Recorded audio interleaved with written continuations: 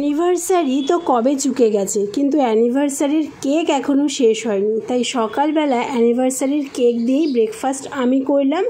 বর আবার দেখি কিছুক্ষণ পরেই নিয়ে এসেছে কচুরি, আর কচুরির সাথে যে তরকারিটা দেয় সেটা তো আছেই, আর সাথে জিলিপি। যেহেতু কেক খেলাম তাই একটা কচুরি খেলাম।